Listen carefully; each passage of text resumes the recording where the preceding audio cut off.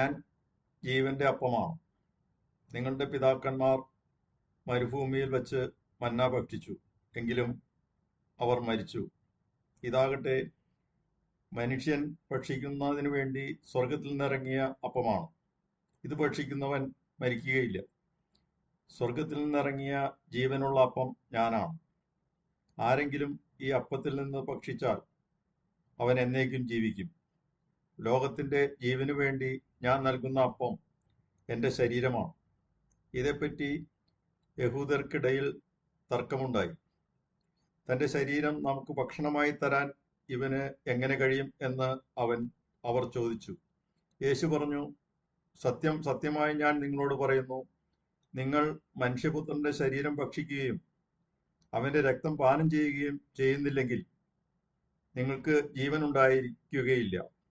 എന്റെ ശരീരം ഭക്ഷിക്കുകയും എന്റെ രക്തം പാനം ചെയ്യുകയും ചെയ്യുന്നവന് നിത്യജീവനുണ്ട്.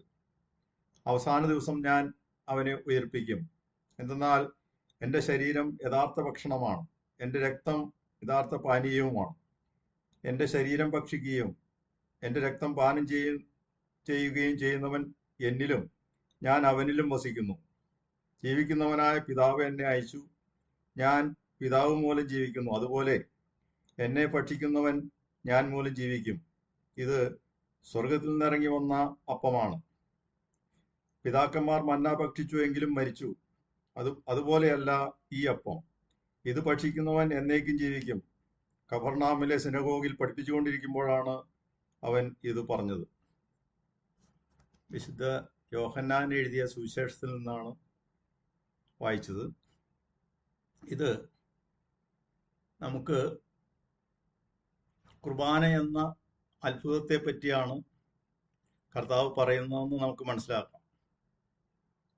അപ്പോൾ തന്നെ 4 സുവിശേഷകന്മാരിൽ 2 പേരാണ് യഥാർത്ഥത്തിൽ കുർബാന സ്ഥാപിച്ചതിനെ പറ്റി മാർക്കോസിന്റെ മാളികയിൽ ശിഷ്യന്മാർ ഉള്ളപ്പോൾ അവർക്ക് അന്ത്യത്താഴവേളയിൽ അപ്പം ഉയർത്തിക്കൊണ്ട് പറഞ്ഞത്, ഇതെന്റെ ശരീരമാകുന്നു, നിങ്ങൾക്ക് വേണ്ടി പീഡകൾ സഹിച്ച് മരിക്കുവാനുള്ള എൻ്റെ ശരീരം, അതുപോലെ തന്നെ നിങ്ങൾക്ക് വേണ്ടി ചിന്തുവാനുള്ള എൻ്റെ രക്തമാണ് എന്ന് പറഞ്ഞ് അങ്ങനെയാണ് ശിഷ്യന്മാർക്ക് അത് ഭക്ഷിക്കുവാനും കുടിക്കുവാനും കൊടുത്തത്. അപ്പോൾ നമ്മൾ എന്താണ് കുർബാനയെ പറ്റി മനസ്സിലാക്കുന്നത്? അത് ഈ നമ്മളെ അച്ഛന്മാർ പറഞ്ഞിട്ടോ ആരെങ്കിലും പറഞ്ഞാണോ നമ്മൾ മനസ്സിലാക്കുന്നത്, അതോ നമുക്ക് സ്വന്തമായി നമ്മൾ ഇത് മനസ്സിലാക്കാൻ ശ്രമിച്ചിട്ടുണ്ടോ? വചനത്തിൽ നിന്ന് അല്ലെങ്കിൽ ശരിയായ പ്രബോധനത്തിൽ നിന്ന് നമ്മൾ പഠിച്ചാൽ കുർബാന എന്ന അത്ഭുതം, കർത്താവ് തൻ്റെ ശരീരം നമുക്ക് തരുന്നത് നിത്യജീവൻ ഉണ്ടാകുവാനായിട്ടാണ്. അത് അപ്പോൾ തന്നെ ശിഷ്യന്മാർക്ക് സംശയവും ഒക്കെ ഉണ്ടായി. പക്ഷേ യോഹന്നാൻ എഴുതിയ സുവിശേഷത്തിൽ നിന്ന് നമ്മൾ വായിക്കുമ്പോൾ അത് കർത്താവിൻ്റെ ശരീരവും രക്തവും നമുക്ക് തന്നിരിക്കുന്നത് നിത്യജീവൻ ഉണ്ടാകുവാനായിട്ടാണ്. അപ്പോൾ അത് കരുതി ആണോ നമ്മൾ കുർബാന എന്ന മഹത്തായ ആ കൂദാശ നമ്മൾ അർപ്പിക്കുന്നത്? അത് നമ്മൾ സ്വയം മനസ്സിലാക്കി ഇപ്പോഴുള്ള ഈ അച്ഛന്മാരുടെ കുർബാന നമുക്ക് എന്തെങ്കിലും പ്രയോജനമുണ്ടോ? അവർ പറയുന്ന അവരുടെ തോന്നിവാസം പോലെ അർപ്പിക്കുന്ന കുർബാന നമുക്ക് ഗുണകരമാണോ? യഥാർത്ഥത്തിൽ വചനത്തിന്റെ അടിസ്ഥാനത്തിൽ സ്വന്തമായി കുർബാന എന്താണെന്ന് പഠിക്കുകയും അത് യഥാർത്ഥ രീതിയിൽ ക്രമപ്രകാരം അർപ്പിക്കുമ്പോൾ മാത്രമാണ് നമുക്ക് കർത്താവിൻ്റെ കത്തോലിക്ക സഭയിലെ കുർബാന കൃത്യമായും അത് കർത്താവിൻ്റെ ശരീരമായി മാറുന്നു എന്ന് ശാസ്ത്രീയമായി തെളിയിക്കപ്പെട്ട പല സന്ദർഭങ്ങളും നമ്മൾ കാണുന്നു.